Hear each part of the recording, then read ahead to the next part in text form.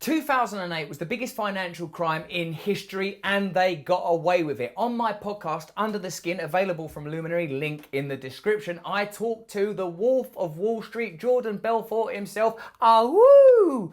That guy says that nothing he did compares to the travesties that took place in 2008, and that's from a man who knows. It's fascinating to listen to Jordan Belfort talking about crime, criminality, financial corruption, because he truly understands it, and he's a great communicator. When you listen to the Wolf of Wall Street talking about the other pack of wolves among whom he operated, or even the higher carnivores that operate on Wall Street and the surrounding financial ancillary industries elsewhere, you realize that the financial industry is defined by corruption. It's kind of a game. It's a metaphor he returned to again and again. Remember, 2008 was an event that led to a resurgence of nationalism, a breakdown in trust in politics, endemic poverty, and was held together by the disingenuous relationship by the state and the financial industry, aka quantitative easing. If you find that kind of language a little uneasy, then you're a little bit like Measy. Watch this to understand a little bit better what went down in 2008 and just how deep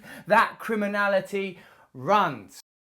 When I first got out of jail and was dealing with my comeback and coming to terms with what had happened, yeah, I felt I wouldn't. It's not guilt. It's more like remorse. I think is a much healthier emotion. Is the active form of like just going out there and doing good works. Right. I just don't want you to think I'm minimizing or anyone listening, because I'm not. Like it's more complex. You could say, yeah, what I did was wrong, but on the degree of wrong compared to 2008, forget about it. I was a saint compared. I didn't bankrupt Iceland and Greece and bring the entire world financial system to its knees and then ask the taxpayers to bail me out and kept my job.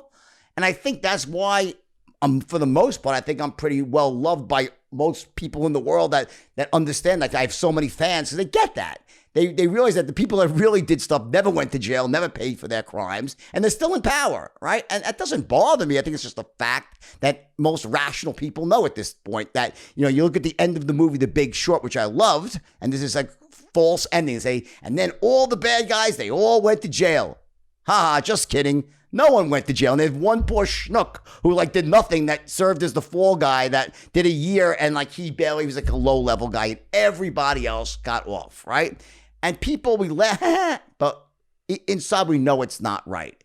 And it bothers people. And then you see all these things pop up as a result. Well, it started with Occupy Wall Street, which was kind of didn't really go anywhere. But then you see even the Trump revolution. What happened with Trump and this sort of movement towards sort of, the individualized states versus the world, this globalism versus, nation states being individual, right? So a huge struggle on that level. I think a lot of it comes from the seething anger, things like Bitcoin, decentralized finance. There's this need for people, people know there's something rotten at the core. So they're yearning for something else, an alternative, but the system will always try to protect itself as much as it can. And, and change is never quickly. When it happens at the end, it's hard and fast, but there's these years and years and years of this sort of slow slogging towards an idea while it gathers momentum. When it finally reaches its pinnacle, it can happen in an instant, but the point to get to that can be very long and drawn out sometimes. So I think that right now, yes, I think that there's people every day doing far worse than I ever did. By a long shot, it doesn't make what I did right. It's just an interesting point to note that, why is justice seemingly not meted out fairly? Why do bad people get away with doing things and never seem to pay the price for that? What is that about? And is it about just people in power giving their friends a pass? I think it's more complex than that. I really do. I think it's really gets down to very basic things like the cops are always outwitted to some extent by the criminals. You get to a certain point, it's like cops. Here's another analogy. And I love my analogies, right? Is that policemen can be wrong 1,000 times. They have to be right once. I don't know if all the people are going to get away with it in the end. You still might see people paying, the wheels of justice grind slow. Like right now in the world of crypto, there's just massive fraud every day on an unprecedented level. I can't believe this is happening. Every day, there's massive manipulation, pump and dump schemes to make my stuff look like it was child's play every day. And yet nothing seems to be happening. But you never know, because there's as they say, the statute of limitations, well, it's 5 years, so who knows what's going to happen. with these, like, with the former, where it's like, blue chip companies, Wall Street, revolving door between, Washington and Wall Street, that stuff seems like there's so much systemic investment, so much cultural and collateral wedded in those systems that even when something like 2008 happens, which to me as a layperson, it seemed like they kind of knew that it was going to happen and that the consequences would be so seismic that it would be impossible for the government not to bail them out because of the scale of it. And the fact that nobody was persecuted or prosecuted or other as a result of that suggests that that's a theory that somewhat holds water, right? Is that possible? Yeah. Certainly, it was undertaken. Obviously, the government, I think they made the right decision at the time that, I think they didn't want you to stick your credit card in the ATM machine and nothing came out. And I think they were very close to that with AIG and Goldman Sachs and after Lehman crashed. There was this moment when it could have happened. And I think they did the right thing. That being said, there was no reason why the people that were behind, like I'll tell you who the most culpable people of all were, the rating agencies. They were the ones that allowed this to happen. They were supposed to be the bastion of integrity. Like, this is rated a certain thing. This is AAA. This is a piece of shit. The whole thing was facilitated by the rating agencies and their desire to earn fees and to take something that was truly a piece of shit and stamp it AAA. And that's what allowed everything else to happen. Without that one piece of the puzzle, it could have never happened. Now, you could say the same thing without the bankers to create the proxy with them, but I'll tell you, those rating agencies, like, they're supposed to be, like, the whole purpose of a rating. Like, okay, Wall Street firms, they broke the law and screwed people. Like, well, what kind of surprise is that? That's what Wall Street firms do. Isn't that what they're supposed to do? Like, no one's, I think, shocked to find out that Goldman Sachs was like going wild. That's Goldman Sachs. Eh? But the rating agencies, well, isn't their whole sole focus to be like the empirical arbiters of good and bad, and with sophisticated, not lettering A, AAA minus, like with this form? No, they were completely on the take. All right. And they, no matter how bad something was, it could have been the biggest piece of shit in the world. And they'd say, oh, well, it's 100 pieces of shit wrapped together equals greatness. No, 100 pieces of shit together is a giant lump of shit. Right. And that's really what happened. They stamped those lumps of shit AAA. And then the brokerage firms, the bankers wrapped those up into these instruments. And then, people that couldn't really afford to buy homes and knew they could never pay them back said, well, why shouldn't I take the home? Why not? You're right. Why wouldn't you take the home? Right. And the mortgage brokers showed them how to lie in their applications. The underwriters were told to look the other way because they were making money. And then who got fucked? Iceland, Greece. They sold this shit around the world and literally destroyed. I was in Iceland speaking right after this happened. And I got to tell you, it was an ugly thing. It was really, really bad. There was real consequences to that, to countries that still have not recovered to this very day. Yeah, the impact of it financially, culturally, and as you said at the beginning, Jordan, even politically, are still being felt. That it has created isolationism, sort of like nationalism, suspicion, and cynicism. And in a sense, quite rightly, but like, I once listened to Steve Bannon talk at Oxford, just on the internet. I didn't go. And he was, when he was describing that quantitative easing process and the banker bailout, and that this is happening under Obama. That the whole idea that these are this is the persuasion politically that are meant to be for the population and for ordinary people, and to show and demonstrate the degree to which they are in bed with big business corporations, the financial world. In a sense, what that does is it, as you say, it makes ordinary people recognize you cannot trust that world. You cannot cut them off. You can't have any trust in them. Now, like, it seems to me that you were a person that was able to enter into that world and at your own level to an extraordinary degree, looking at the amount of excess and wealth and opportunity and power that you created from scratch. Really, really incredible. And by your own acknowledgement, without minimizing what you did and not seeking in any way to, you've been really clear about that. Like, but it's nothing compared to what's institutionalized. Nothing. It's just sort of irrelevant.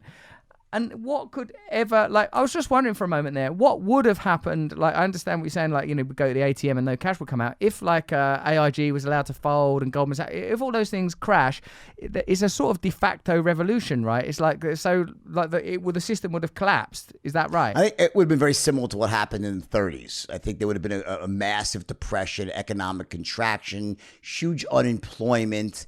And I think then the U.S. would have recovered. I don't think it'll be the end of the world as we know it, because I think that, the Constitution, as flawed as it can be, is still pretty strong here. And I think there's still an underlying belief that, the U.S. has this, citizens feel like it's almost this destiny to be the greatest country in the world. It's taught to us now, not so much in schools. When I was in school, that we're the greatest country in the world. And I think it would have come back and bounced back, but there would have been massive amount of pain along the way. Now, I think what's really happened, though, is that pain has simply been deferred.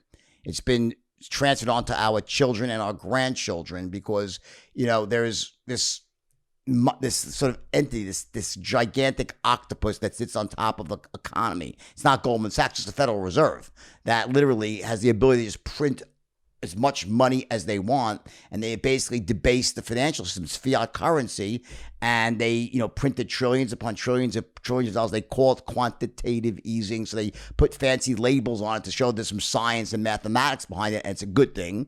But they kicked the can down the road. They've been kicking the can down the road since 1987, since the stock market crashed in 87. And then they really been kicking the can down the road since George Bush, the older one, got on the TV set in 2001 after September 11th, said, if you don't keep shopping, the terrorists win. And there was this effort to keep things going when the dot-com bubble crashed. The terrorists attacked and brought down the towers. People were scared to go out and shop. And yet somehow, how did we end up going right back up again? No matter what happens, the government is and this is, either my hat's off to them or they're the biggest criminals and it's going to all come crashing down. I think the jury's still out. I think ultimately there's going to be hell to pay, but they've managed to keep kicking the can down the road to interrupt the normal cycles of boom and bust that have been characterizing capitalist economies since way back when. Since, I saw a doc recently back in Rome. It happened literally that far back when they started debasing the currency, and it just never ends well. You saw it in exaggerated forms in Nazi Germany or in pre-Nazi Germany in the 20s that led to Nazi Germany. You saw it happen in places like Zimbabwe, where they have $1 trillion notes that you can't buy a loaf of bread with, right? That's typically what happens when you just print amazing amounts of money. The dollar has this weird ability, because it's a reserve currency for the world, that we get away with shit that no one else can get away with. And also, no one really knows, because the Fed, who knows what's really going on at the Federal Reserve? So I think there's going to be, at some point in time, massive hell to pay, like with this budget deficit. Like, what's that about? Like, you're just going to run this deficit, it's going to grow and grow and grow until it's literally going to be bigger than any metric you can think of, because there's no way to get rid of it, unless, of course, Satoshi Nakamoto was actually the U.S. government. It's all a long game. They own all the Bitcoin, actually. And who knows what's really going on?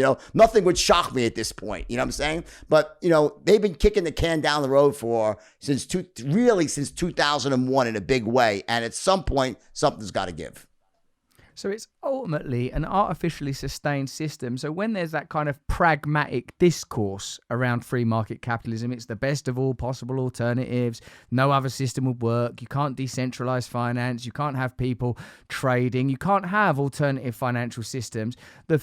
What's being held up as the kind of great monolith and the sort of to which there is no real alternative is a kind of illusion that's held in place by, as you used the phrase earlier, sort of various forms of smoke and mirrors and sort of skullduggery, really. It's sooner or later the reality will have to be addressed, right? I don't think that's true, though. See, I don't think that this centralized system is the only way. And I hope you enjoyed that video. If you did, please let me know in the comments. Like and subscribe. If you don't mind, please sign up to my mailing list as well. And if you're not already subscribing to Luminary and you can afford to, please do. The link's in the description. Thanks for watching. Stay connected and stay free.